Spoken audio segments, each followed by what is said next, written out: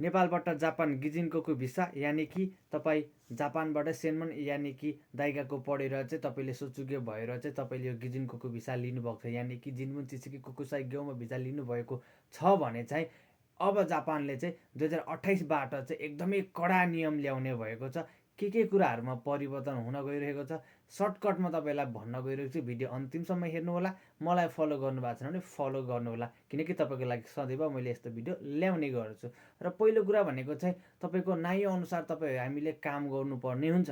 नायोअनुसार काम गरेको छैन भने चाहिँ हामीलाई अन द स्पोट डिपोर्ट गरिदिन सक्छ है। एकदमै भिजाको रिन्युको केसमा होस् अथवा तपाईँले अनुसन्धान ब्युरोले तपाईँलाई छापा हानिरहेको छ त्यस्तो केसमा भेट्यो भने पनि हामीलाई डिपोर्ट गर्न सक्छ। त्यस कारणले गर्दाखेरि नाइ अनुसारको काम गर्नुहोला भनेर भनेको छ। र त्यसै गरी नेनकिन पेन्सनहरू तपाईँको ट्याक्स तपाईँले तिर्नु भएको छैन भने चाहिँ ट्याक्सहरू चाहिँ तिर्नै पर्ने हुन्छ।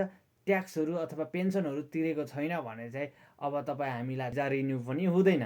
भिजा रिन्यू नभइसकेपछि हामी यहाँ बस्न मिल्दैन। त्यस कारणले गर्दाखेरि तपाईँ हामीलाई चाहिँ अर्को अब 28बाट चाहिँ जापानिज भाषाहरू चाहिँ आफ्नो लोकल ठाउँमा चाहिँ दिन गइरहेको छ, सिकाउने चाहिँ भनिरहेको छ। हेरौँ। र त्यसपछि पनि तपाईँ हामीले हेल्थ चेक राइट गऱ्यौँ भने चाहिँ हामीलाई गाह्रो पर्न गइरहेको छ। विदेशीहरू जापानमा तपाईँको धेरै छन्। विदेशीहरू जापानमा धेरै छन्। 40 लाख हाराहारीमा छन् होला विदेशीहरू। र त्यति विदेशीहरू हुँदाहुँदै धेरै साथीहरूले चाहिँ बिजनेस भिजा लिनुभएको छ, बिजनेस म्यानेजर भिजा। त्यो बिजनेस म्यानेजर भिजामा चाहिँ पहिला 50 लाखले हुन्थ्यो भने चाहिँ खोल्न मिल्थ्यो भने चाहिँ अहिले चाहिँ 3 करोड पुऱ्याएको छ। त्यो कुरा सबैलाई थाहा छ, मैले त्यो भन्न आएको होइन।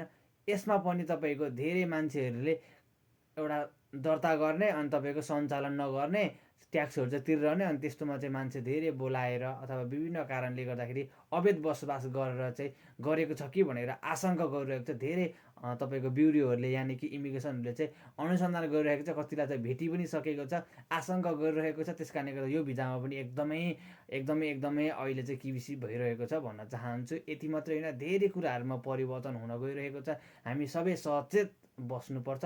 यो भिडियो तपाईँ हामीलाई डर देखाउनको लागि बनाइएको होइन। हामी सबै नेपाली दाजुभाइ दिदीबहिनीहरू सचेत हुनुहोला, सचेत हुनुपर्छ भनेर चाहिँ मैले अवेरनेसको लागि भिडियो बनाएको। भिडियो पक्कै पनि मन परेको छ होला। मलाई फलो गर्नुहोला थप जानकारीको लागि। हस्त नमस्ते, बाई।